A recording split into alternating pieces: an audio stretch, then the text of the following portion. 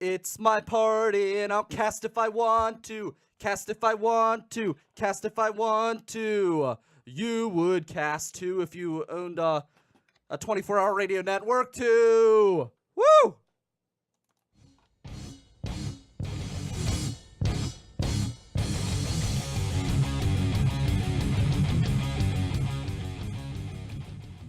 I'm not a big believer in fate. I'm not a big believer in magic and hocus pocus and all of that good stuff and the universe aligning together. But September 30th, all worlds seemed to collide. Last year I woke up on September 30th, which is my birthday, and I go to Twitter because the first thing I do when I wake up is pull out this phone and do everything for this network. And I don't think we were 24 hours yet. No, we couldn't have been.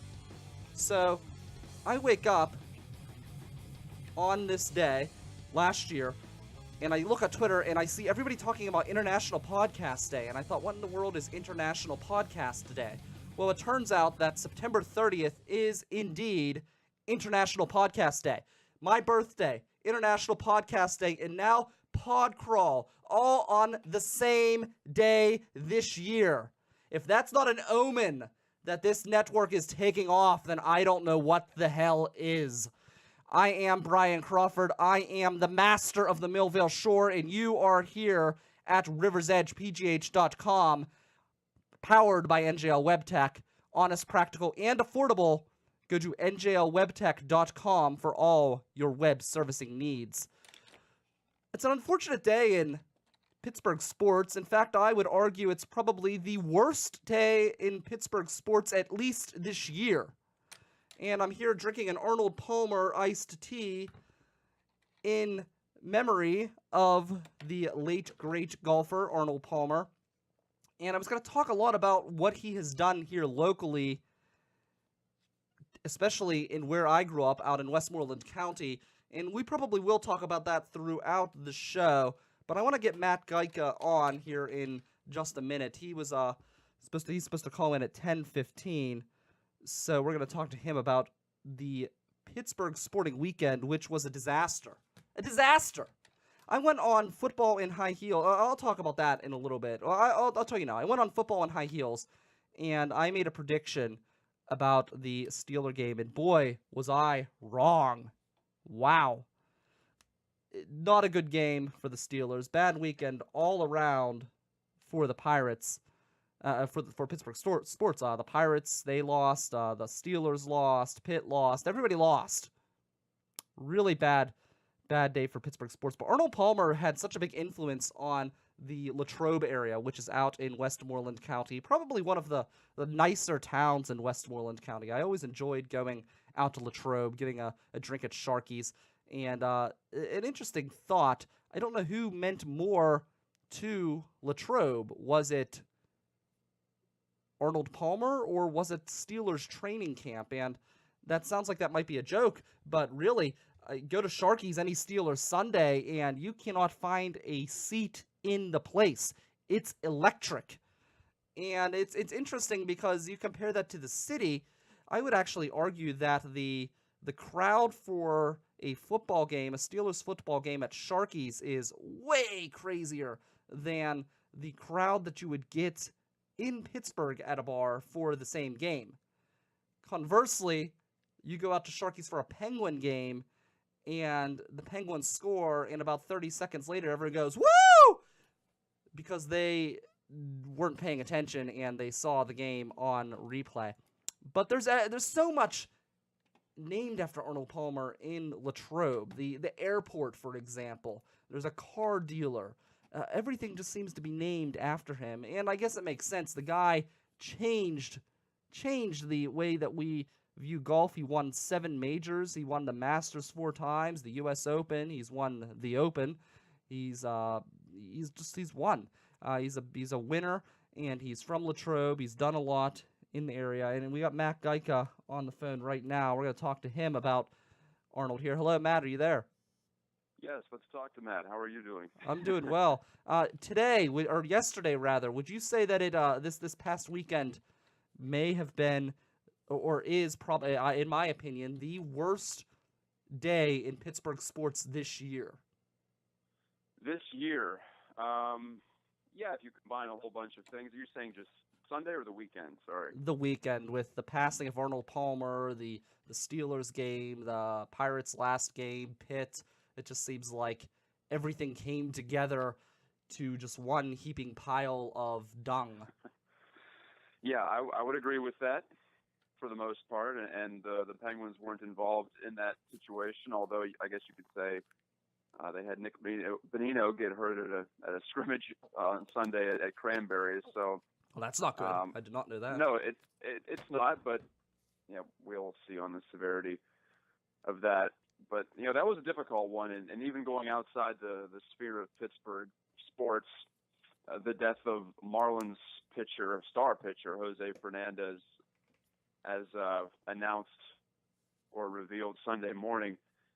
That might have been the biggest kick in the stomach for me, just personally as a general sports fan, because he was a player who was already great, but was going to be one of the all-time greats, I have no doubt. And to have him taken away, that hurts at a different type of a level than, say, a typical loss, whether it be football or baseball. And even Arnold Palmer, at 87 years old, I think we all realized we had limited time left with Arnie, and he had a full life.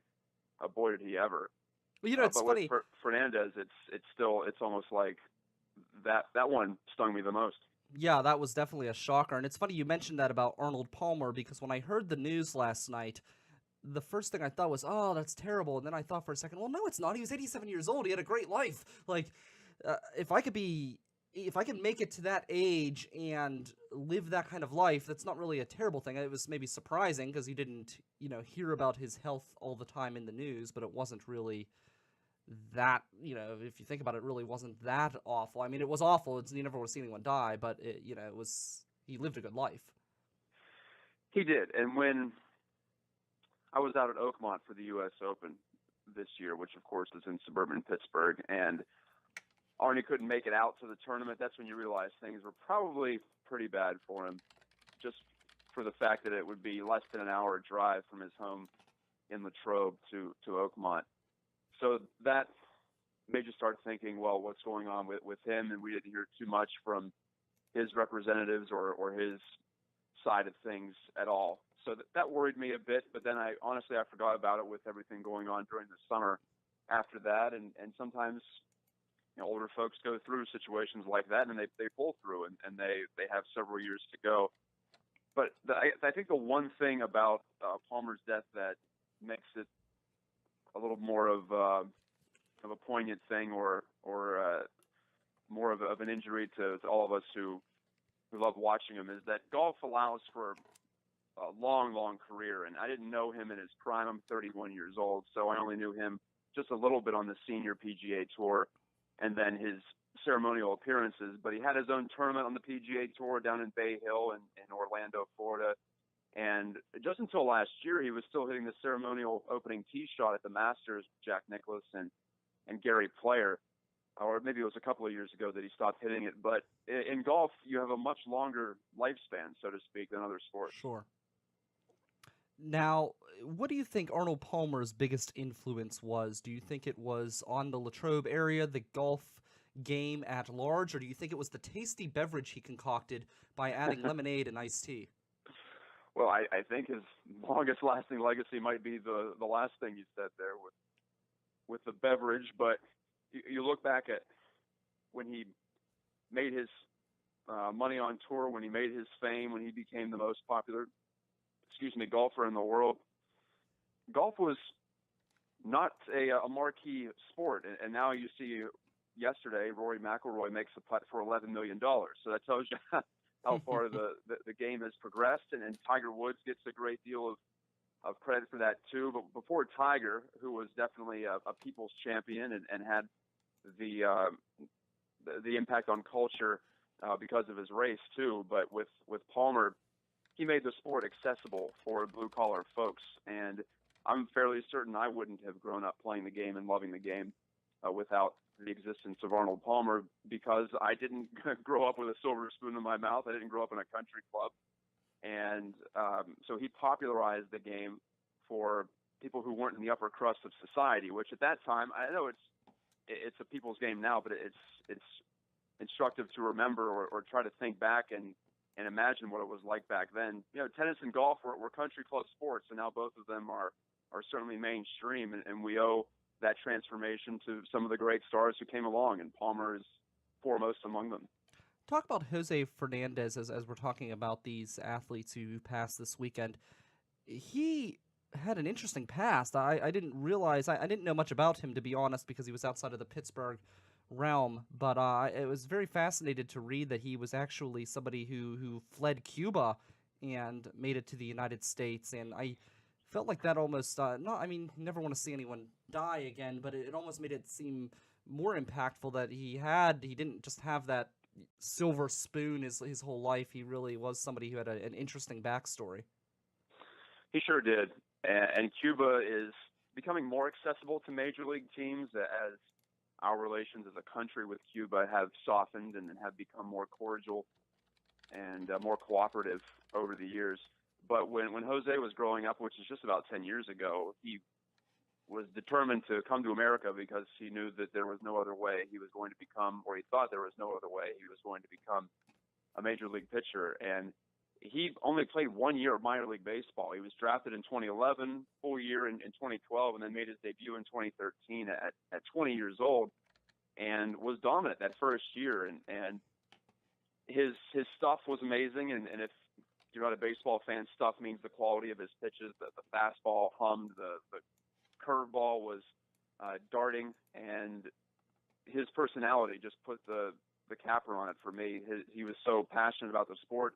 I always love to see the shots of him in the dugout celebrating his teammates' accomplishments. I think that told you a lot about how much he loved the game, and just enjoyed seeing other people do well and be well. So there's a double whammy to it, because not only was he a great pitcher at 24 years old, and he came back from arm surgery a couple of years ago to get right back to that level, even better than he was previously, but he still had 15 years left, and I have no doubt he would have been the best player in Marlins history and the best, or one of the best pitchers of his generation. But you look at his backstory, his enthusiasm, what he meant to that Miami community especially, which has so many Cuban immigrants and people of Cuban descent.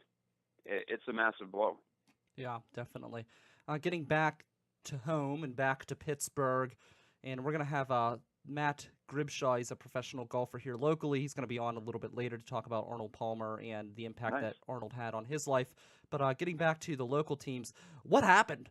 I mean, what happened? Was it a full moon? Well, with the Steelers, which I'm sure most people are concerned about today, I think most of us at least, were looking at that New England game in a few weeks and saying there's a good chance that the Steelers are 6-0 when they face the Patriots. And now they have the loss to their credit, and it was no ordinary loss. It was the biggest loss in terms of margin of victory since 1989 for the Steelers, which is amazing because teams have bad games, and that was certainly one of them. But it's crazy that they've never lost by as much as 32 since I was 4 years old, going way back to the 80s. But I think we all knew the defense was going to be a challenge, especially pass defense this year. But the whole unit underperformed yesterday. And then you throw in some injuries: Ryan Shazier, Mike Mitchell. The third one's escaping me, Lawrence Timmons. They all were removed from the game, and then you have a whole bunch of young players in the secondary. So not terribly surprised to see that result against a quarterback in Carson Wentz, who's taking the NFL by storm in his first year. However, the offensive performance would I think discourage me more, because this was a team that, even without Le'Veon Bell, who they'll get back next week, and Martavis Bryant, I think we all thought they could average 25-30 a game, and they have to get close to that to give themselves a chance to win, considering their defensive deficiencies. And to score 3 points, it's really tough to score just 3 points in a professional football game these days. So that one, I think, has me wondering what's going on, the offensive performance, more than what happened on defense. Yeah, especially after the last two games, because I thought that with all of the injuries and suspension, at first I thought, oh man, they're gonna have a really rough time making it. And then they played their first 2 games, and I thought, oh, that's great. They may actually be able to make something of this season, despite everything thrown against them and things that they threw themselves into. But then yesterday happened, and now I'm back to wondering how they're gonna do this year. It's like a roller coaster. The one respite that the Steelers have is that it was, even though it's a game against your in-state opponent, and there's so many crossover folks in this state who, live between Pittsburgh and Philly, so you feel for the Steelers fans who are in the eastern side of the state today. But it was a non-conference game, non-division game. So it's about as low consequence as you can get in a sport where every game is relatively important compared to the other ones. You don't want to lose. Sure. And you don't want to lose a game like that when you only play in Philadelphia once every 8 years. But at the same time, you can rebound from those types of losses more easily. Let's just touch base real quick on the other sports, and then I'll let you go. I know you got a busy day ahead of you. Well, yeah, I'll talk a little bit about the Pirates then, if I'm going to have the open floor. I was hesitant to write them off until you get to the final week, and there's several games back of the playoffs, and they are now. And yesterday at PNC Park was one of the most sluggish baseball games I've ever watched, and there were 17 runs scored, and it still felt like a snooze just because of all the pitching changes and substitutions and replay delays. So pace of play is still a concern, and for the Pirates, their concerns are continue to be many, as one of their top pitching prospects, and Tyler Glass, now continues to have a difficult time with his arsenal and figuring things out at this level. So I think for this final week, we can finally put to bed they're still technically in it thought, and just look ahead to 2017. 4 games against the Cubs, stiff competition, best team in baseball this week, and then 3 at St. Louis, which is always a tough matchup no matter how the Cardinals are doing. So a test coming up for some of the Pirates rookies to continue to progress in their first year, and also for the veterans to keep their energy up and push toward the finish in what's been a very frustrating second half for all of them. Yeah, it was disappointing because I felt this year I thought they had some things going for them, but just they did. wasn't working out.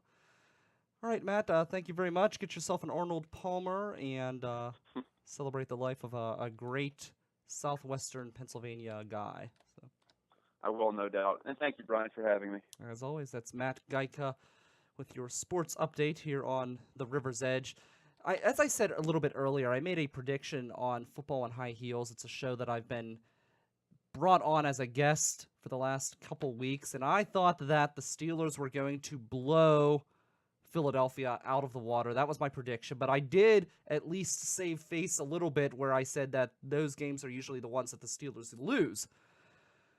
But I'm there yesterday. I'm at a Super Bowl party that Frank Murgy put together. He's our friend from the Pittsburgh Podcast Network, and this place is packed, and the Steelers are just getting their asses handed to them by the Eagles, and really the only thing I could care about is that the place we were at didn't have Oktoberfest beer. All they had was pumpkin. Why? Why did the pumpkin have to drive Oktoberfest out of the bars?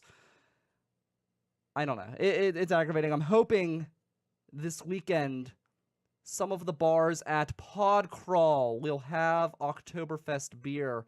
And if you want to hear me live, you can come down to Double L Bar and watch me. I'll be there with Bold Nights Out. We're going to be jumping from Cousins to Grist House, Double L, Smokies, and Sidelines Bar and Grill, all here in Millville, all within walking distance.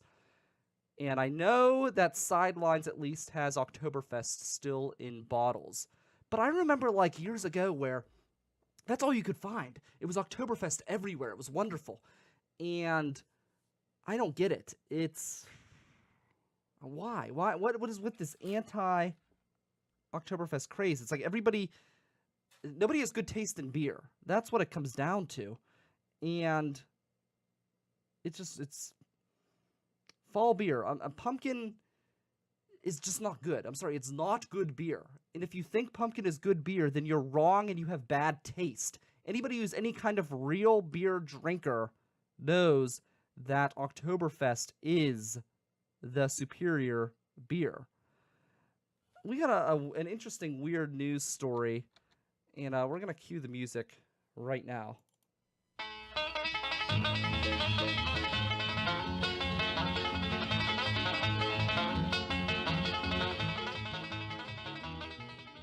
All right, this story comes from Sportress of Blogitude. So I don't know if this is a real story, but if it is a real story, this is hilarious. And it's told by, allegedly it's told by Gary Player. And he talks about Arnold Palmer, Gary Player, another great golfer of that same generation. And he talks about a situation where there was a browning on the green. And according to Gary Player, Arnold Palmer had to go to the bathroom, and I guess he didn't go when he could, and he was out on the golf course, and he decided to take a dump out on the green. I feel like this story can't be real, but there's quotes here from Gary Player. I hope this is a parody, but apparently somebody came up to Gary Player and asked him, and they inquired about the situation. He told him, he blamed it on Palmer about this pooping. So who knows? This is coming from Gary Player. Maybe he's the one who pooped on the green. But yeah, interesting story. If it is real, then that's pretty freaking funny. But I don't know. I have a feeling it has to be a work of fiction. But that's your weird news.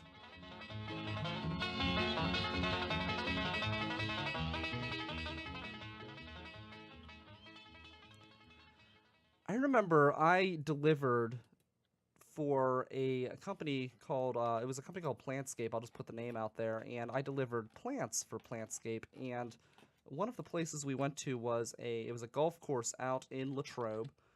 And let me pull it up here.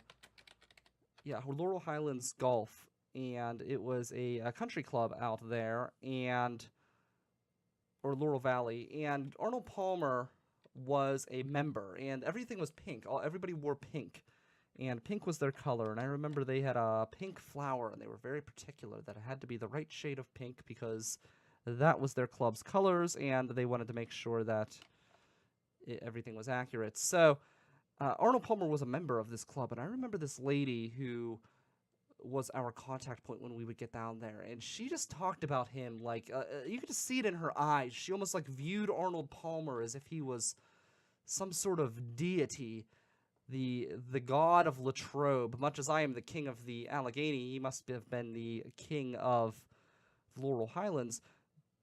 But it was almost kind of weird. It was almost like Paterno-esque, where she just, viewed him in such high regard. And I'm not trying to say that he did anything like Paterno was involved with as far as looking the other way. No, he seemed like he was a great guy. He did wonderful things for Latrobe, but it was just like weird that he had that cult following, and especially in a sport such as golf, which is not nearly as, even now with all of the popularity that Arnold Palmer brought to the game, it's still nowhere near as popular as like the NFL. And yeah, you get diehard fans, and maybe it's just that I'm not in that golf community, but I don't know many people who are as passionate about Tiger Woods when he was big, or let me think, what's his name, the new kid who's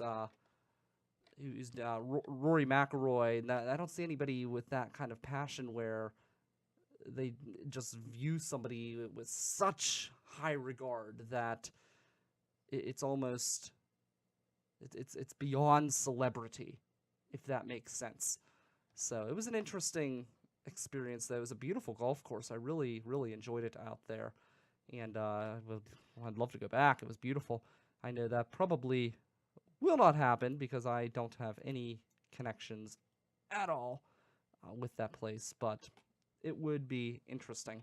We're going to bring in Matt Gribshaw. He's next, and Matt is he's a professional golfer who competes in the Western PA Golf Association, the Pennsylvania Golf Association. He's also a golf educator, and he's a good friend of mine, so I thought it would be interesting to hear his perspective on what happened, what transpired this past weekend. So he's up next here on the River's Edge. Hey guys, it's Mike Sasson, The Mike Sasson Show. You got anything planned September 30th? Well, now you do. It's National Podcast Day, and me and a bunch of other podcasters are going to be all around Millvale performing our podcasts for your entertainment. I'll be at Cousins Lounge at 6 p.m. performing. Come on out, say hi, be part of the show. It's going to be a lot of fun. Again, me, Mike Sasson, and The Mike Sasson Show will be on live at 6 p.m. at Cousins Lounge here in Millvale. Love to see you out there. All right, welcome back. He is a professional golfer. He teaches golf, and he's a good guy. Friend of mine, Matt Gribshaw, on the phone right now. You competed at the Western Pennsylvania Golf Association, also the Pennsylvania Golf Association, so it's real awesome to get your perspective here, Matt. How are you doing today? Oh, I'm doing great, Brian. Thanks for having me on the show. Yeah, my pleasure. I want to get your thoughts on the passing of Arnold Palmer. And first off, as a golfer, I have to ask the question. I asked Matt Gajtka this question, but maybe you have a different perspective. Do you think Arnold Palmer had a bigger influence on the world through his game of golf or through the invention of Arnold Palmer's iced tea, which I'm a big fan of because anytime you go to like Sheetz or something and you look at the teas and there's nothing there you want, you can always count on this nice blend of a lemonade and iced tea mixture. Oh, right on. I love an Arnold Palmer. I think everyone from this area does, as far as the iced tea and the lemonade goes. But definitely golf, man. I mean, he's pretty much taken a sport, like you guys said earlier in the podcast, taking a sport from low-paying purses, grinding week from week, not knowing, if you're going to have enough money to get by, to now what it is, where they're making $1 million, $1.5 million a week. I mean, he's a marketing genius. I personally had the opportunity to meet him about 2 years back. We were up in Latrobe.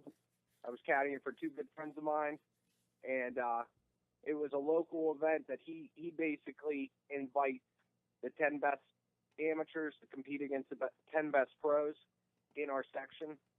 And my friends introduced me to him, and right away I felt like I was at home.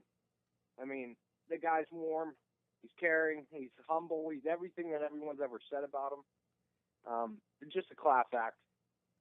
Yeah, you could just tell. You can tell a lot by watching somebody, and you could just tell from his mannerisms and the way he acted that he seemed genuine. You can a lot of times pick up when someone seems like a phony, but he always came across as real to me, so it's good to hear that is the case.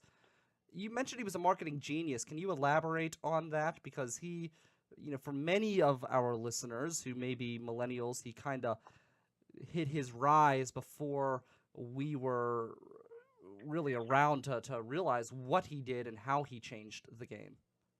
Yeah, absolutely. Well, I've been watching a lot of the coverage lately on the Golf Channel as far as like his career, and last year they played some pretty epic footage of his life, and as far as marketing goes, it's just amazing that the guy took products that aren't even associated with golf, completely out there, Pennzoil, like all these different kinds of products. He put his face and his name on those products at a time when TV was just getting started. And it was just amazing to me to see that in a sport that really wasn't glorified, he put glory to it. He really changed the face of how you would look at a golfer and how you would, how you would just pretty much see in his works that he was just a commercial genius. I mean, he made $2 million throughout his career. Mm-hmm. Now, nowadays, that's not a lot of money for these players. But throughout his career, he only made so much playing. He made the majority of his money in doing the advertising, in acquisitions, in his airport, in his country club at Latrobe, at his country club down in Bay Hill. I mean, it's just, to me, a guy like that who has a lot of money could have been like one of those people that shined away from the limelight. But here he is, putting everything he has into, building a better game for the rest of us to enjoy. We'll talk about his impact. You live in Westmoreland County. It's where I grew up at. Talk about his impact on Westmoreland County and how he has built up Latrobe. I mean, you go through Latrobe and you can't drive, a few hundred feet down the road without seeing his name somewhere. Right. I mean, yeah, he has a dealership out there as well. And, anytime you're in Latrobe, there's memorabilia hanging at, if you go, like you said, to Sharky's, there's signed autographs of him there. Anytime I've ever played golf in or around Latrobe in Greensburg, when you walk in, there's a signed picture of him saying, best wishes, or, it was nice to meet you. Like, it's amazing the reach that the guy had. I think it's amazing. Go ahead. I think it was amazing that he was able to be reached. Yeah. Even in his later years. I mean, like I said, I met him late in his age. He was 85. This was 2 years back. And he was frail because he's an older man. Sure. And, time catches up with everyone. But it's almost like when I shook his hand and I introduced myself to him, it was just like an immediate connection. He looked you right in the eye. He said it was nice to meet you. He called me Mac, not Matt, but he called me Mac, and I wasn't about to correct him. Like it was, and he was kind of like a grandfather to a lot of us. If that makes any sense. Sure. He was somebody that you looked up to, iconic. Someone that started from basically nothing and just took the world by storm. How did he influence you personally? Me personally? Like I said, I just met him about 2 years ago. But you know of him, and he's had such an influence on the game at large. It's kind of like, there's different people on the radio who I've never met, but their work has influenced me still.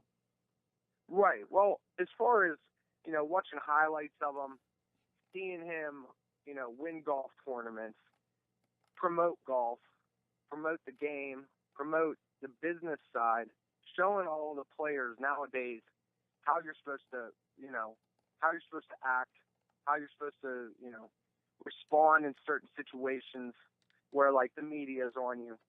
And just an overall sense of this guy was a great guy. I mean, he'd shake your hand. He'd stop in the middle of a round and come over and do autographs. I mean, nowadays, I go to PGA Tour events, and guys are walking straight down the middle of the fairway. There's hardly any fan interaction. When this guy played, like, that's why he has an army. Sure. He would come out, he would go out of his way to make you feel special. So, I mean, I haven't seen the likes of him on the tour nowadays, or for that matter, anyone that really has done what he's been able to do in his lifetime. Do you think we're at a point where it's impossible to accomplish that because golf has become so popular that whereas before it was maybe a little bit more open? Do you think it's maybe a little bit more closed down with security and everything else because of the popularity and the large fan base that has developed around the game? Impossible, I don't think. Hard, yes, definitely. I mean, it's definitely hard to duplicate or, do what he's done. Mm-hmm. But I think you'll see that You know, there'll be a couple golfers out there that, you know, who emulate him and understand that, like, he was the king. That will come out and try to approach life and golf and all that in a sort of the same manner that he did it. I think there'll be a few, but there'll be none like him. Where would you rank He was Arnold? just amazing. Where would you rank him in as far as comparing other legendary golfers throughout history? Where would you rank his actual play? Number one. Really? Yeah, I mean, Over Jack Nicklaus? I mean, not as far as records go, but as far as what he's been able to do with golf on the main stage, there isn't anybody out there that has been able to, that has the resume that he has. He took golf from a sport that no one really watched or even cared about. He took it and he blew it up and put it on the main stage. He founded the Golf Channel. So that in itself, that gives us 24-hour coverage. We never had that before Arnold Palmer. I mean, that in itself is one of, I think, his greatest accomplishments. Yeah, definitely. What you do for the game at large definitely says a lot about who you are as a person, what you've been able to accomplish. As far as from like a playing side, he won 7 majors, which there's only a few guys that have won more majors than him. I think Jack. Yeah, Jack Nicklaus. And Tiger Woods. Mm-hmm. And then, you know, the list is short after that. There may be one or two others that are up there. He won 62 PGA Tour events, which is a pretty high number. Mm-hmm. I think he's definitely top 10 up there. And but when he lost, you know, he was a gracious loser. You know, he would come over and shake your hand. He would give you a hug. You just beat him. He's competitive, just like all us Pittsburgh people. You know, he doesn't want to lose. He never wanted to lose a tournament. Mm-hmm. He always fought till the end. So a guy that puts it all out there, he goes for broke. He never holds back. You never really lose. If you lost and you gave it your all, you know, you came up a little bit short, but you didn't necessarily lose. And I respect him for the way he played, his style of play. Basically, who he was, to me, was more important than how he played. And now you've played competitively. Talk about some of your accomplishments and what you've done, and living here in southwestern Pennsylvania in kind of the golf culture that Arnold Palmer created. Right. I mean, I started golf when I was young. I was about 3. My dad cut me down a club. I would remember watching another star from the area, local, not as big, but still big in his own right, Rocco Mediate. I went to a clinic when I was younger, and Rocco was there, and he's the only other guy from this area that is well renowned for playing on the PGA Tour.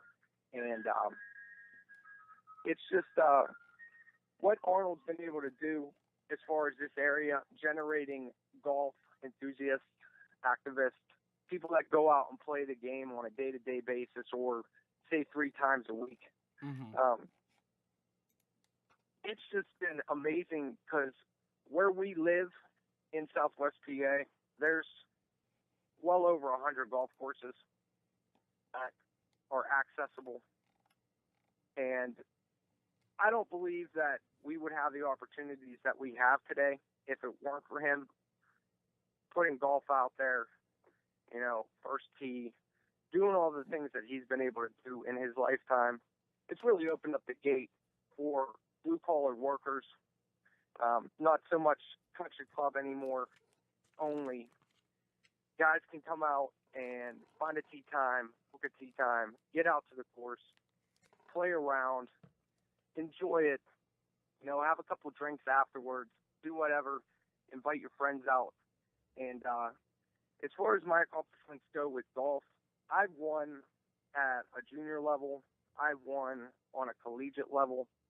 And I've just recently started competing on the higher levels, which due to what Mr. Palmer's been able to do, it is the toughest competition on the planet when it comes to going out and playing golf.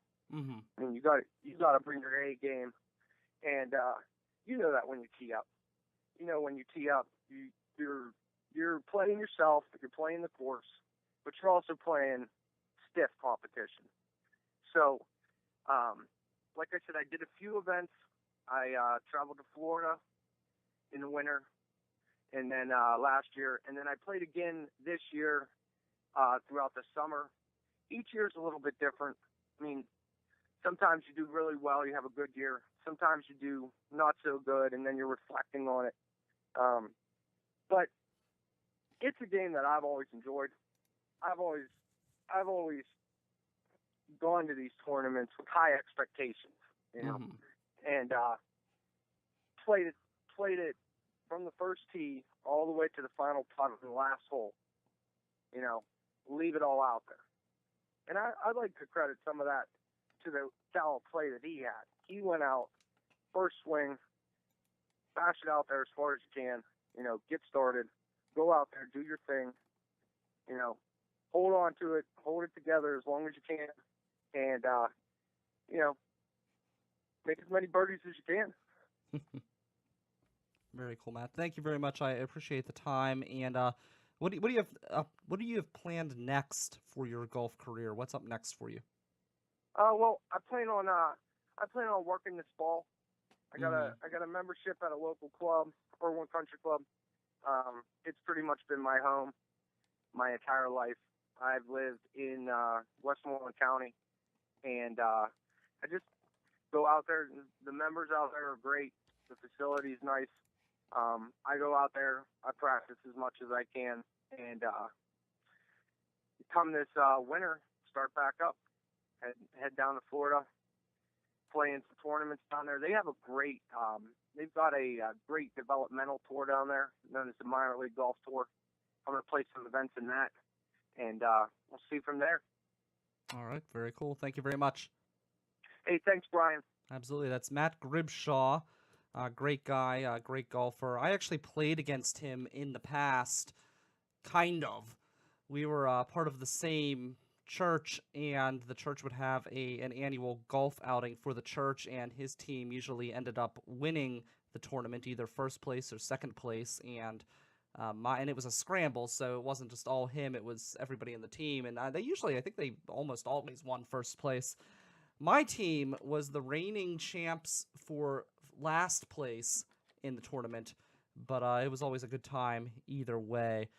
We got your holiday of the day, and we're going to end the show up with that, as always, right now, here on the River's Edge.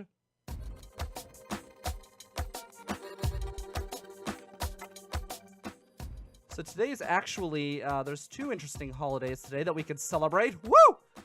It's National Pancake Day.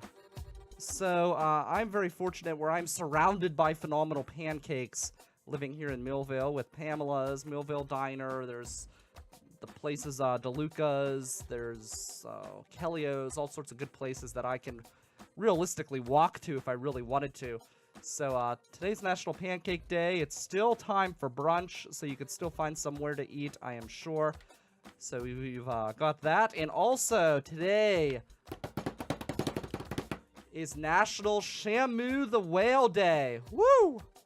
That's right, National Shamu the Whale Day today on September the 26th. If you're looking for a reason to celebrate, a real reason to celebrate, well, you've got National Podcast Day, International Podcast Day, September 30th, the Pod Crawl. I will be there at the Double L Bar.